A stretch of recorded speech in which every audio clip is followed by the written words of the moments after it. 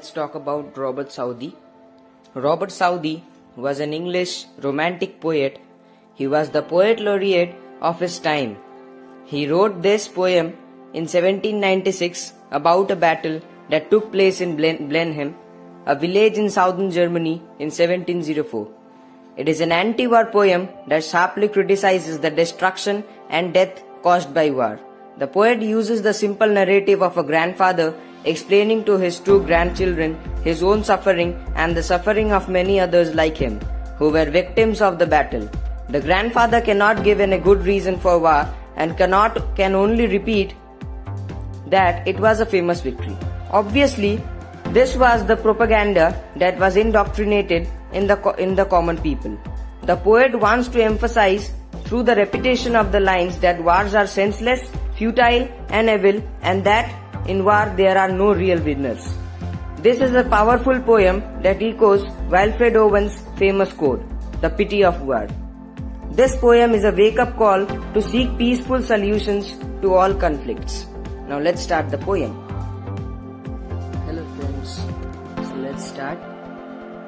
Our today's topic is the poem written by Robert Southey, and the poem name is After Blenheim. Hope you have listened this name After Blenheim or not, I don't know, but it's a very interesting story, and this tells us about the consequences of war, that what result comes out if a war happens. What is the result? The party or the battle that wins, they get the land or for which they are fighting. Only that much. But thousands of people are dying because of this. Thousands of people. This story talks about this.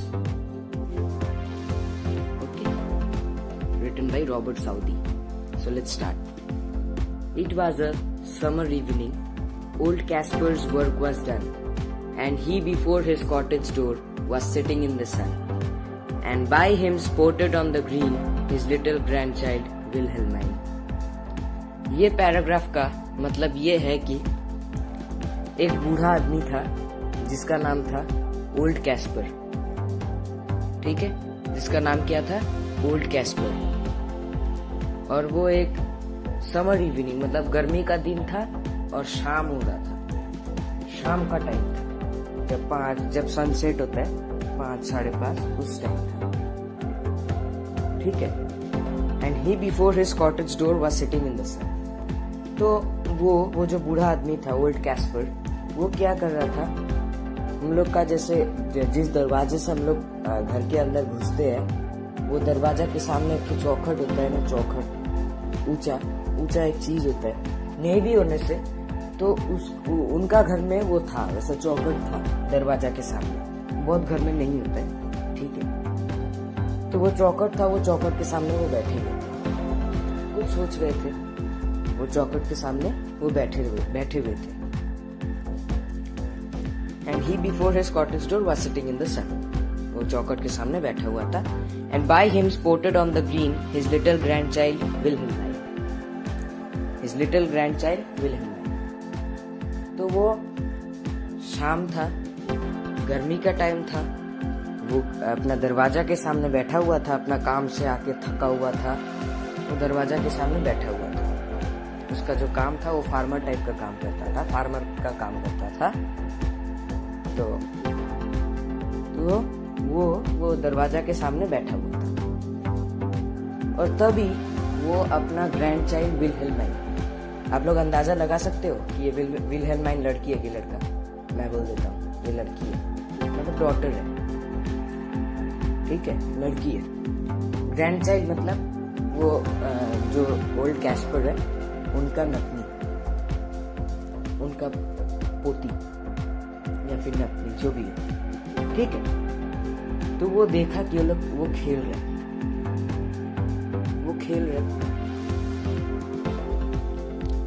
वो supported on the green मतलब ground ground क्या होता है, हरा भरा green colour का रहता है ना, ग्रास रहता है, वहां पे सब बच्चे लोग खेलते रहते हैं, वैसे वो भी देख रहा है, वो खेल रहा है।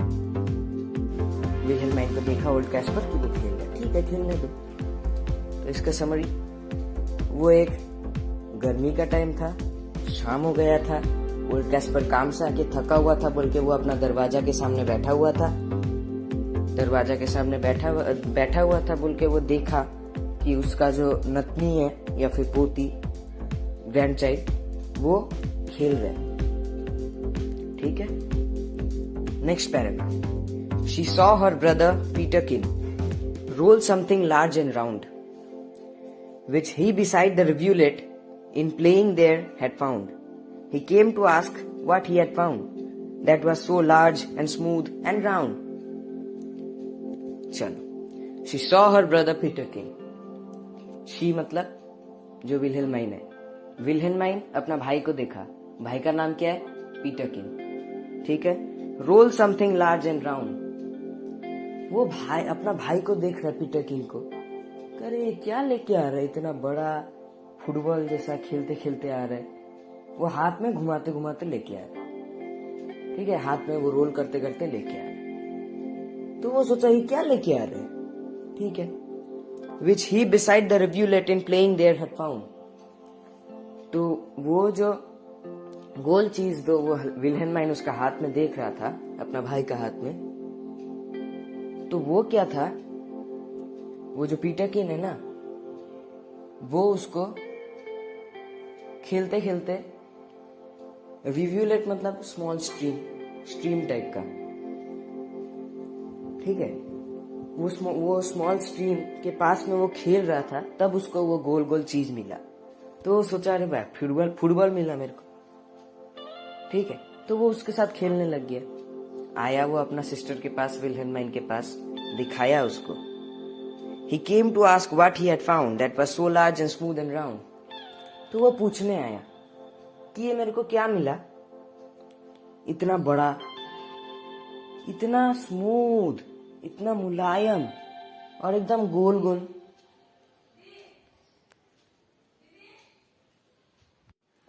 ठीक है, तो वो पूछा कि ये मेरे को क्या मिला, इतना बड़ा, इतना मुलायम और एकदम गोल गोल।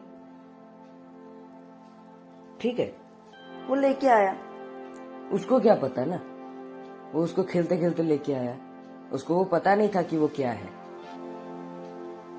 तो इसमें क्या बताया गया ये टोटल पैराग्राफ में, वो जो पीटरकिन है विल्हेल्माइन का ब्रदर, विल्हेल्माइन का भाई, वो एक स्मॉल कोई रिवर के पास में खेल रहा था।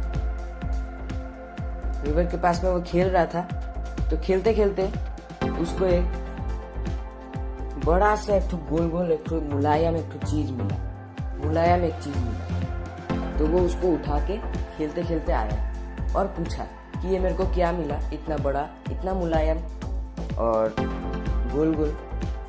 ठीक है, now the next paragraph. Old Caspar took it from the boy who stood expectant by, and then the old man shook his head, and with a natural sigh, "'Tis some poor fellow's skull," said he, "who fell in the great victory." तो वो old Caspar से पूछा, जो पीटरकिन है, वो old Caspar मतलब कि अपना दादाजी से पूछा कि दादाजी ये क्या है, ये क्या है। तो वो पीटरकिन वो सोचा कि दादाजी मेरे को कोई रिप्लाई देगा कि ये क्या है, कि बेटा ये है, ये वो है। लेकिन दादाजी ने क्या किया, वो सिर्फ अपना मतलब जैसे हम लोग करते हैं ना, मुंडी ऐसे करके हिलाते हैं, वो वैसे किया, from left to right, he shook his head from left to right. वो अपना मुंडी हिलाया, ठीक है, और वो थोड़ा सा हंस के बोला, साई मतलब एक्सप्रेशन ऑफ रिलैक्सेशन। हम लोग ऐसे बोलते हैं ना, अरे यार ये कुछ नहीं है, ये किसी का होगा खोपड़ी। इसका मतलब क्या था, वो स्कल था, ये किसी का खोपड़ी होगा, जो वो ग्रेट विक्ट्री मतलब जो बैटल ऑफ ब्लेनहेम है, उसमें जो लोग मरे थे उन लोग में से किसी का होगा खोपड़ी। मतलब ये जो ओल्ड कैस्पर है, ये सोचिए कितना नॉर्मल है, इसको कोई फर्क ही नहीं पड़ रहा है बोलने में, होगा खोपड़ी किसी का। अरे भाई खोपड़ी है, हम लोग को अगर यहाँ पे किसी का अगर ऐसे खोपड़ी मिल जाए ना, हम लोग को जेल लेके चले जाएंगे। ठीक है, ये सब सिर्फ डॉक्टर इन लोग को ही दिया जाता है ये सब खोपड़ी, और उन लोग के वहां पे खोपड़ी होगा किसी का ऐसे टाइप से। तो वो ओल्ड कैस्पर बोल रहा है दिस इज स्कल, ये किसी का होगा खोपड़ी, जो वो ग्रेट विक्ट्री जो बैटल ऑफ ब्लेनहेम है उसमें मर गया था, उनमें से किसी का खोपड़ी हो ही सकता है, वो ओल्ड कैस्पर बोला। ठीक है, उसके बाद I find them in the garden for there's many here about and often when I go to plough the ploughshare turns them out. For many thousand men, said he, were slain in that great victory. तो वो old Caspar क्या बोल रहा है, old Caspar क्या बोल रहा है, I find them in the garden, for there's many here about.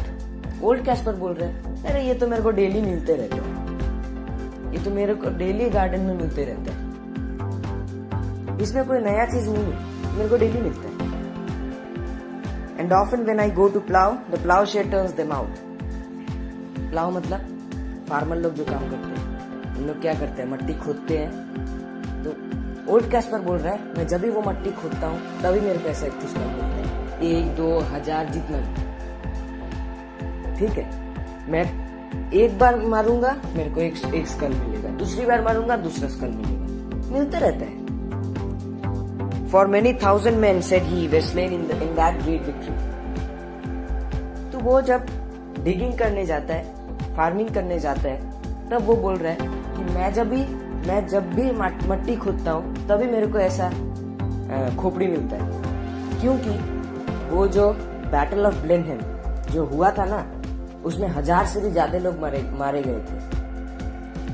और उन लोग क्या होता है ना कि जैसे जब बहुत जन मर जाते हैं ना, जैसे बैटल उटल में जब बहुत सारा सोल्जर लोग मर जाते हैं, उन लोग को क्या किया जाता है, एक जगह में सबको एक जगह करके वहां पे 1000 जन को 10,000 जन को एक जगह में मट्टी में उन लोग को खोद दिया जाता है, एक ही जगह में सबको खोदा जाता है। तो इसीलिए वो बोल रहा है कि मैं जब भी मट्टी खोदता हूँ तभी मेरे को ऐसा टाइप का एक खोपड़ी निकल के आता है वहां से, तो नॉर्मल है, सोचिए।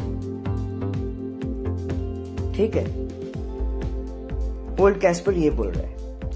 उसके बाद now tell us what tea was all about, young पीटरकिन he cries, and little विल्हेल्माइन looks up with wonder betting eyes.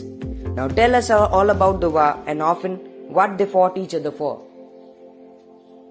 Now tell us what tea was all about.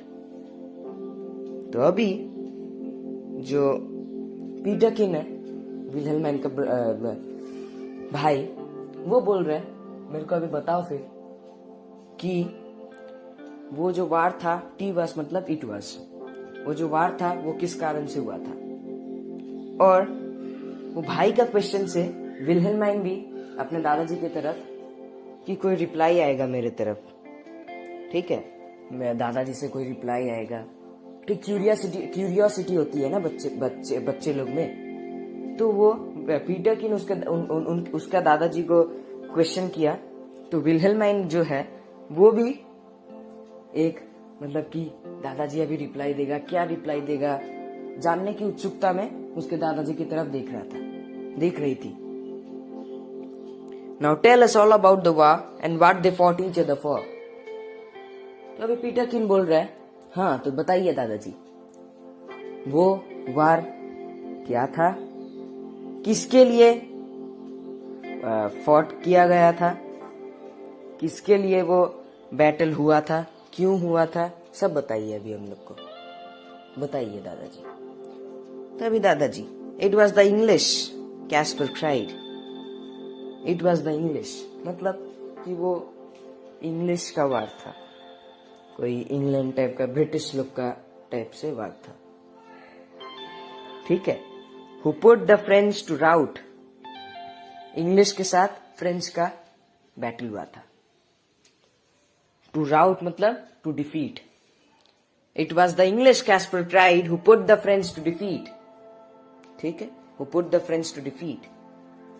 English के साथ फ्रेंच का फाइटिंग हुआ था और जो इंग्लिश है वो French को डिफीट कर दिया था। But what they fought each other for I could not well make out, but everybody said, quoth he, that tea was a famous victory। जो ओल्ड कैस्पर है उसको खुद को ये नहीं पता, उनको खुद को ये नहीं पता था कि वो जो वार है वो किस लिए फॉट किया गया था, वो किस लिए हुआ था, वो बैटल किस लिए हुआ था, वो ओल्ड कैस्पर को भी नहीं पता।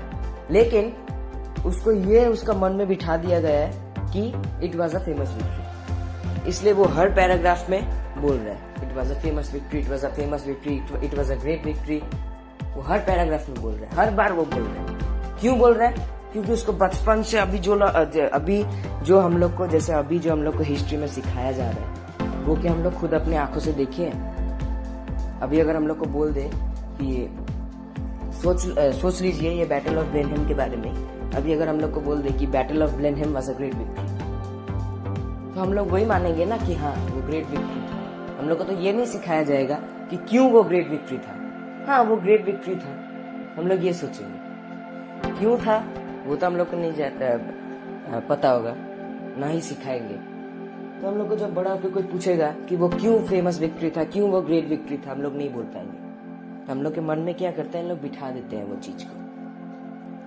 ठीक है, I could not well but everybody said quoth he that tea was a famous victory। quoth he मतलब quoted। वो बोल रहा है कि हमको नहीं पता, मेरे को नहीं पता कि वो क्या चीज के लिए फॉट किया गया था, क्या चीज के लिए वो बैटल हुआ था, लेकिन सबको ही बोलता है कि वो it was a famous victory, वो बहुत बड़ा विक्ट्री था। ठीक है, रीजन नहीं पता, लेकिन it was a famous victory. Then my father lived at Blenheim, then yon little stream hard by. They burnt his dwelling to the ground and he was forced to fly. So with his wife and child he fled, now had he where to rest his head। फिर old Casper बोल रहा है, उसका जो पापा है old Casper का, उनका जो पापा है वो ब्लेनहेम में रहते थे। वहां पे एक कोई स्ट्रीम के अगल बगल में रहते थे। रियर मतलब हार्ड मतलब रियर, ठीक है, और यॉन मतलब ओवर देयर। हार्ड मतलब रियर नहीं, नियर। ठीक है, कोई छोटा मोटा स्ट्रीम रिवर उवर के पास में उन लोग रहते थे, अगल बगल में। ठीक है, they burned his dwelling to the ground. They मतलब एनिमीज। जो एनिमीज है ना, वो क्या किया था, ओल्ड कैस्पर का जो पापा का जो घर है उसको जला दिया था। ड्वेलिंग मतलब होम, जमीन को तक जला दिया था। तो इसीलिए जो ओल्ड कैस्पर का जो पापा है उनको वहां से दूसरी जगह पर माइग्रेट करना पड़ा था। ये कौन सा पोएम के साथ रिलेटेड है याद है? पोएम तो नहीं, story, old man at the bridge. हो सकता है मैं ये आप लोग को समझाऊंगा, old man at the bridge. ठीक है, तो ये उससे रिलेटेड है। वहां पे भी ऐसा ही हुआ था, उन लोग को एक जगह से दूसरे जगह में जाना पड़ा था, माइग्रेट करना पड़ा था, ये एनिमीज, ये फाइटिंग, ये बैटल के लिए। ठीक है, they burned his dwelling to the ground. Enemies लोग ओल्ड कैस्पर का पापा का घर, जमीन तक को जला दिया था, और ओल्ड कैस्पर का पापा को वहां से फ्लाई मतलब वहां से माइग्रेट करना पड़ा था, इवैक्यूएट करना पड़ा था। So with his wife and child he fled, nor had he where to rest his head। तो वो अपना बीवी और बच्चा के, ओल्ड कैस्पर का जो पापा है वो अपना बीवी मतलब कि ओल्ड कैस्पर का मम्मी और child. So with his wife and child he fled। With his wife and child। Old Casper का पापा का वाइफ कौन है? ओल्ड कैस्पर का मम्मी। और ओल्ड कैस्पर का पापा का बेटा कौन है? ओल्ड कैस्पर खुद है। लेकिन वो क्यों ऐसा बोला कि with his child and his wife? वो अपना नाम क्यों नहीं बोला कि with his wife and me बोलना चाहिए था, लेकिन उसने बोला so with his wife and his child he fled. ये एक सस्पेंस है। nor had he where to rest his head. ना ही उन लोग तो ठीक है, ओल्ड कैस्पर का मम्मी पापा और ओल्ड कैस्पर खुद वहां से माइग्रेट कर लिए थे, लेकिन उन लोग को एक शेल्टर तक नहीं मिला था कि वो लोग कहाँ पे रहेंगे, वो तक नहीं था। सोचिए ये बैटल में क्या होता है, दूसरे जो लोग नॉर्मल पीपल, पुअर, रिच, जो भी हो, उन लोग का हैरेसमेंट होता है और कुछ नहीं, ओनली हैरेसमेंट, है ना। और जो लोग फाइटिंग करते हैं उन लोग भी मर जाते हैं, तो इसलिए भाई बैटल करना ही क्यों है। What are the consequences of war, ये आप लोग सोच के देखना। What are the consequences of war, क्या रिजल्ट निकलता है, क्या आउटपुट है, वार करने से क्या आउटपुट निकलता है। ठीक है, तो ओल्ड कैस्पर का मम्मी और ओल्ड कैस्पर का पापा सबको माइग्रेट कर लिया था ये बैटल के वजह से। ठीक है, with fire and sword the country round was wasted far and wide and many a childing mother then and new born baby died, but things like that you know must be at every famous victory. तो old Casper बोल रहा है fire and sword, sword मतलब वो जो arrow, bow and arrow का जो arrow type का जो नहीं होता है क्या, वो चीज। ठीक है, was wasted far and wide, उससे वो उसमें वो स्वॉर्ड में आग उग जला के उन लोग फेंकते हैं और सारा जगह पूरा एकदम सब अनाज उनाज, सबका लैंड घर सब कुछ उन लोग डिस्ट्रॉय कर दिए, सब कुछ उन लोग डिस्ट्रॉय कर दिए, कुछ भी नहीं छोड़े। सोचिए ये कितना पैथेटिक है। And many a childing mother then and new born baby died, ये लाइन उन लोग का ये बैटल के वजह से, चाइल्डिंग मदर मतलब प्रेग्नेंट वुमेन, सोचिए पेट में बच्चा, और उन लोग को भी तक वो एनिमीज लोग मार दिए। कितना घिनौना आदमी है, कितना घिनौना, उन लोग को भी तक मार दिए। और जो न्यू बॉर्न बेबी, जो 1 मंथ 2 मंथ के बेबी, उन लोग भी तक मर गए। सोचिए कितना पैथेटिक है। क्या होता है, वार करोगे, सब न्यू बॉर्न बेबी जिन लोग अभी तक अपना आंख खोल के पूरा दुनिया को देखा भी नहीं है, उन लोग मर जाएंगे, है ना। यही सब होता है। ये सब करके फायदा क्या है, आदमी लोग का तुम जान ले रहे हो। ये कितना पैथेटिक है। जो प्रेग्नेंट वुमेन, उन लोग का अभी तक मतलब प्रेग्नेंट वुमेन लोग का, वो वुमेन लोग तो चले ही गए भगवान के पास, प्लस उनके बेटा या बेटी, चाइल्ड भी चले गए। और जो new born baby 1 month 2 month, उन लोग भी पूरा दुनिया ठीक से देखे नहीं, इससे पहले ही चले गए। कितना पैथेटिक है। But things like that you know must be at every famous victory. फिर भी ये ओल्ड कैस्पर बोल रहा है कि वैसा छोटा मोटा चीज तो हर एक ग्रेट विक्ट्री, फेमस विक्ट्री में होता ही है। सोचिए, इसका मन में ऐसा बिठा दिया है कि यही विश्वास कर रहा है कि it was a famous victory, है ना। उसके बाद they say it was a shocking sight after the field was burn, for many thousand bodies here lay rotting in the sun, but things like that you know must be after a famous victory.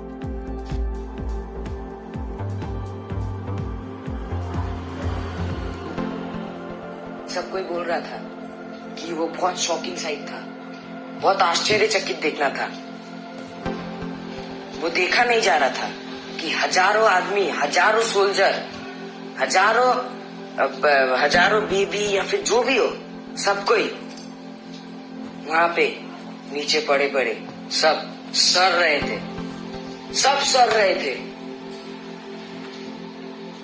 फिर बोल रहा है, but things like that you know must be after a famous victory. क्या बोले इसको, ये इनको क्या बोले, ये बूढ़े बाबा को मैं क्या बोलूं। बोलता है वो वैसा तो सड़ेगा, कुछ भी होगा, वो हर एक फेमस विक्ट्री के बाद होगा ही। भाई फेमस विक्ट्री क्यों है फिर? इतना आदमी का जान ले लिया तो फिर वो फेमस विक्ट्री कहेगा? आदमी का जान चला गया, वो फेमस विक्ट्री है? नहीं है वो फेमस विक्ट्री। ठीक है। Then great praise the duke of Marlborough won and our good prince Eugene, Why tea was very wicked thing, said little Wilhelmine. Nay, nay, my little girl, quoth he, it was a famous victory. Duke of Marlborough England का है, ठीक है, तो वो fighting में ठीक है भाई, ड्यूक ऑफ मार्लबरो वो जीत गया. And are good Prince Eugene ये लोग जीत गया, ठीक है. Y T was very wicket thing, said little विल्हेल्माइन. तो विल्हेल्माइन बोल रहा है भाई उन लोग तो जीत गए, लेकिन कितना आदमी का उन लोग जान ले लिए, तो वो कैसे एक फेमस विक्ट्री है, कैसे एक फेमस विक्ट्री है, विल्हेल्माइन पूछ रहे. तो ओल्ड कैस्पर बोल रहा है ने ने माय लिटिल गर्ल को थी, it was a famous victory. वो विल्हेल्माइन को भी वही समझा रहा है कि नहीं वो एक फेमस विक्ट्री था. सोचिए, वो बोल रहा है कि वो कैसे एक फेमस विक्ट्री है, इतना आदमी लोग का जान ले लिए, इतना आदमी लोग मर गए, सब कोई सर रहे थे सन के नीचे पड़े पड़े, वो कैसे एक फेमस विक्ट्री है. तो ओल्ड कैस्पर बोल रहा है नहीं वो एक फेमस विक्ट्री है. भाई क्यों है वो नहीं पता उसको, वो फेमस विक्ट्री है. ओल्ड कैस्पर को इतना सा पता है वो फेमस विक्ट्री है. क्यों है, विल्हेल्माइन को भी विल्हेल्माइन का भी बात को वो सोच नहीं रहे कि वो क्यों है. हाँ, it was a famous victory, बस हो गया. And everybody praise the Duke who this great fight did win, but what good came of it at last, कोथ लिटिल पीटरकिन. पीटरकिन बोल रहा है ठीक है भाई, ड्यूक ऑफ मार्लबरो जीता, उसको सबको आशीर्वाद दिया भाई और तुम जीतो, सदा खुश रहो, आशीर्वाद दिया ठीक है, लेकिन ये वार करके अच्छा क्या हुआ, ये आप अगर मेरे को बता दिए तो मैं मान जाऊंगा कि ठीक है, it was a famous victory. इतना कुछ करके वो ड्यूक ऑफ मार्लबरो कौन है वो जीत गया, ठीक है, लेकिन अच्छा क्या हुआ, ये वार के बाद अच्छा क्या हुआ, इसका आउटकम क्या है, ये वार के बाद इसका आउटकम क्या है, कुछ अच्छा हुआ. लिटिल पीटरकिन बोला, Y that I can not tell, said he, but T was a famous victory. Old Casper बोल रहे, ओल्ड कैस्पर ये नहीं बता सका कि वो क्यों फेमस विक्ट्री था, लेकिन वो बार बार यही बात बोल रहा है कि but T was a famous victory, T was a famous victory, T was a great victory. वो ये नहीं बता सका. तो ये स्टोरी का ये पोएम का मोरल क्या है. ये स्टोरी का मोरल तो यही है ना कि एक वार का आउटकम क्या है, कुछ नहीं. It is an anti war poem, moral लिख सकते हैं. It is an anti war poem and carelessness, CALLOUSNESS, that is old Casper. Old Casper is very careless and brainwashed. Old Casper is brainwashed on what? That it was a famous victory, it was a famous victory, it was a famous victory. Okay. And results of war are futile and destructive. And one more is inquisitiveness of children or curiosity. Children are curious to know that why it was a famous victory, but no one can answer it. No. So hope you like the poem and my way of understanding. Not understanding, and my way of teaching. So thank you and thanks for watching.